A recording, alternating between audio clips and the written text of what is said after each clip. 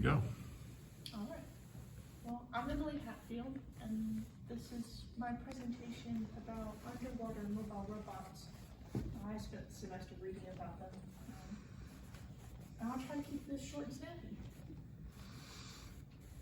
It'll work. So, I figured we'd talk a little bit about the two broad categories of underwater robots, ROVs and AUVs. A little bit about a robot I found interesting, which was the Theseus bot, and then a little bit about Doppler sonar, just because it's pretty important for most underwater robots today. So broadly, underwater robots are divided into ROVs and AUVs. You have some hybrids. ROVs are remotely operated vehicles, and they are mainly defined by their cable connection back to the operator. They generally come in two configurations. One is the box configuration, which you can see it in the curve 21. That's pretty common for working robots. It's an easier layout for all of the sensors and equipment that they need. The other configuration is a torpedo. That's pretty common for like surveillance robots, which need to move through the water faster, and you don't need as much equipment on them. Most of the early funding for ROVs came from the Navy, or navies, and they were used as explosive recovery devices. So this is the curve 21. The original robot, the curve 1, was used to recover a nuclear weapon off of the coast of Palomares, Spain, and that was in 1966. And then as the robots evolved, their areas of application expanded. Actually, a lot of the robots are used for search and rescue in military applications today. So the curve 21 was used in 2021 during a Seahawk helicopter retrieval, and that was off the coast of Japan. They're not just military robots. You find them a lot in industry, especially in the oil industry, for repairing and constructing oil rigs offshore. It's a lot easier to get a robot and its equipment down into the water than it is a diver with the same equipment. Let's see what else. They were used in the space program to help recover the solid rocket boosters. In academia, they've been used for underwater archaeology, exploring old shipwrecks. There's even student competitions nowadays, since the cost of the technology has decreased as time's gone on. They're pretty versatile robots. Their only main drawback is the limited mobility of the tether, places you can't go because you don't want the tether to get tangled or caught up in anything. And then, of course, you have to go to winch it back out of the water, and that's an expensive process. So for some applications, they're not great, but on the whole, they work pretty well. And then limited mobility is a real issue. Most people choose the autonomous underwater vehicle. No cable connection, can go a lot more places, but the concept of autonomy is limited, and we'll talk about that later. These are used a lot more in research. I think one of the first ones was developed by the University of Washington in the late 1950s. And this is the second generation of that robot, the SPIRV-2, and they used this for particle and energy distribution measurements in the ocean. Actually, I thought something really cool about this robot. So it's in the 1960s, so data storage options are limited. They actually stored all of the data on tape. So the robot just has reels of tape in it that they would take out after they recovered the bot, which just, I think that's really neat. Let's see. They do have some military applications, minesweeping, intelligence work, things of that nature. Like I said, they can go places that ROV cannot. The real difficulty is in autonomy. Kind of like we were talking about with AI and with most mobile robots. They can path follow, they can avoid obstacles, but they can't predict every emergency and react accordingly, and that's really the limiting factor on AUVs right now. They can do a lot of things, but they're not able to respond to every situation. But they're pretty useful these days. So one robot I thought was particularly interesting is the Theseus bot. This is actually from the 1990s. It's developed by a Canadian research group, and it's a hybrid robot. It was invented to lay fiber optic cable in the Arctic under the ice shelf. So as it's traveling and laying cable, it communicates via the cable, so it's an ROV. And then when it delivers the cable in and comes back, it operates autonomously as an AUV. And here down at the bottom, you can see the layout of the bot. It's got forward and aft ballasts, and then a sealed section in the middle for the batteries and the electronics. And then the payload, which is the cable just stored on large rolls. What else? I think that's it for this slide. So this is a map of the first Theseus mission, and it's kind of a good way to understand the robot's movement in general. So Theseus navigated by a combination of dead reckoning and acoustic beacons. So you can see from first base all the way to Knossos, which was the delivery point, they have all these different stops, and those 6 locations are actually locations of acoustic beacons that they cut a hole in the ice and drop down into the water. So Theseus would navigate to those beacons, kind of as short stops along the way to the delivery endpoint.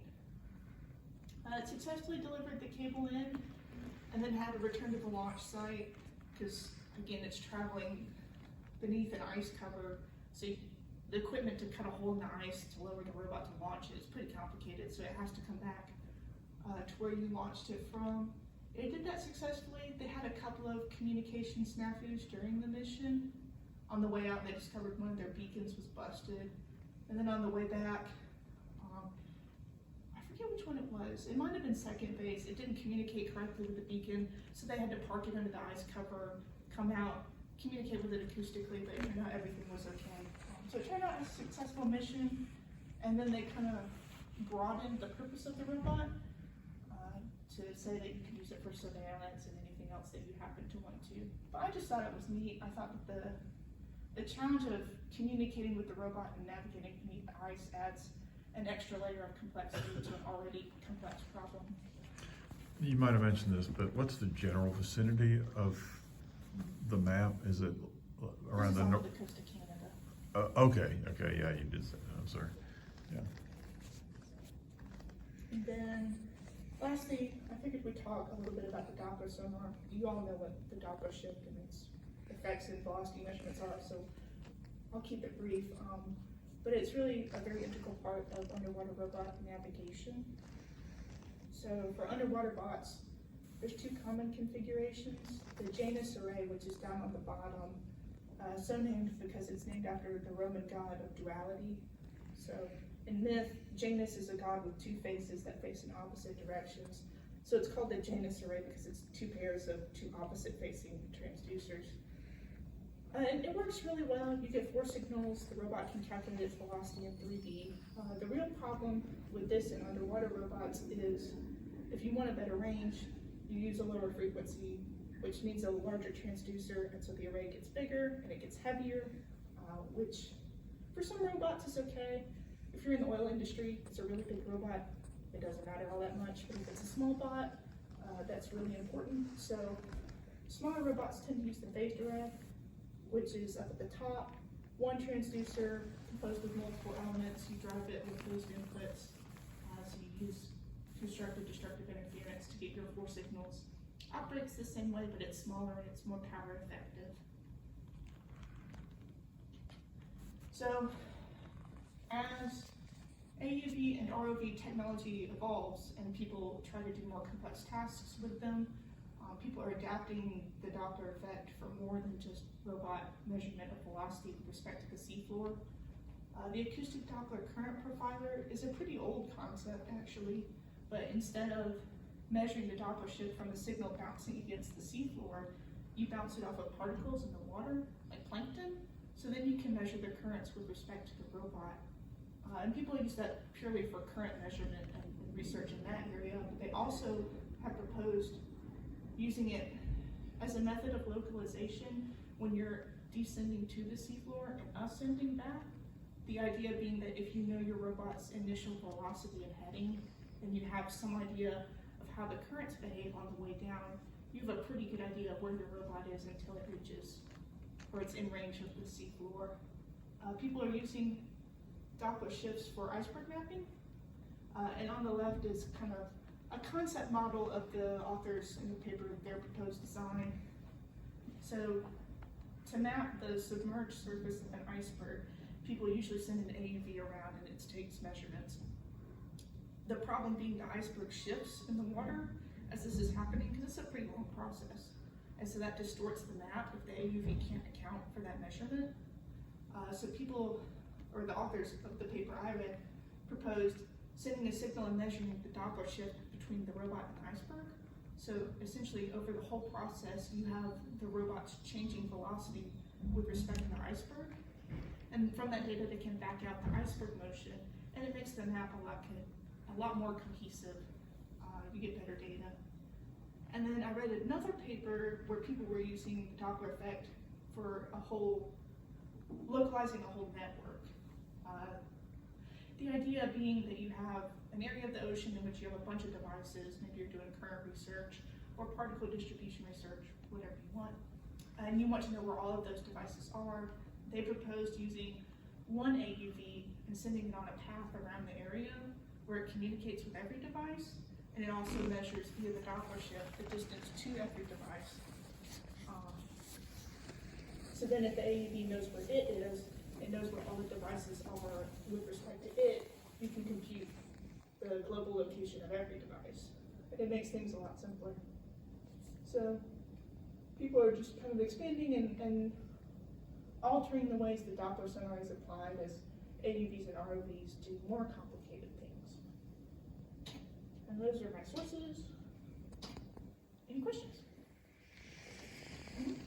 And the Curve 21, was that the name? Yes. Yeah, Curve 21. Can you give us an idea of like how big is this? Because it should be quite big to do operations on Black Hawk or pipelines. It is pretty big. It didn't lift the Black Hawk itself. It went, or the Seahawk, it went and attached all the cables that were necessary, and then they used a winch on a ship to actually lift the So vehicle. it has operator arms, or are those the ones hanging, the two? I think so, but I am not sure. But yeah, it has arms, for lack of a better word, and it attached all the cables and made sure there was no. They used it to visually scan the craft as well, and then once they decided it was safe, they used a ship to lift it up. And in the autonomous AUVs, how do they propagate through the water and have they change direction? Do you know? Like, do they have several motors, like on the sides, or is it just one and just like how missiles do? The ones that I saw were just the one engine with the fin in the back, and then they have fins on the side that sometimes move with certain motors. I didn't see any with multiple engines. I wouldn't be surprised if they exist. Thank you. Yeah, I guess my question is, why do we normally see underwater robots and just vehicles in general using sonar instead of, it seems kind of archaic, instead of like radar? I know it's got something to do with the water, is like the medium, but I just don't understand. I think it's mostly signal attenuation. Like a lot of these robots don't use like GPS modules because the signal attenuates so heavily through water, it's kind of useless. So if I had to guess, it's probably something along those lines. Yeah, the saltwater attenuate is like a conductor, so electromagnetics doesn't work Okay. underwater. So, but does it work in freshwater or just? Not really, Okay. not to any useful degree. Okay.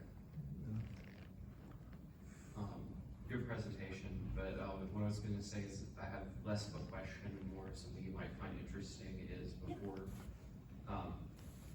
what you said about AUVs made me think of it is before they had digital cameras, there was a time period when spy satellites had film cameras and they would develop the images on the satellite, scan them, and then transmit the scanned image down because they couldn't digitize the image. That's super cool. But the limit was how many pictures they could take because it was a limited process. I always find that super interesting, especially because today everything's digital, so thousands of pictures doesn't mean a lot to us, and data fits on a flash drive the size of your phone or smaller. and people developing film on a satellite, storing reels of tapes on a robot. It's just super cool. You're making me feel old, because, you know, that was all the stuff I grew up with. But, so,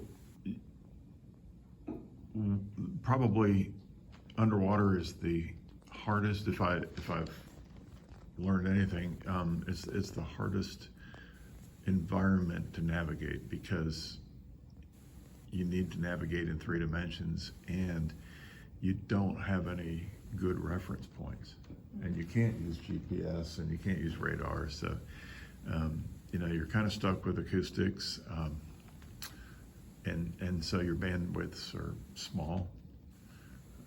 It's hard to see. It's hard, you know, you have to use bright light to illuminate even a little distance in front of you if you're at any depth.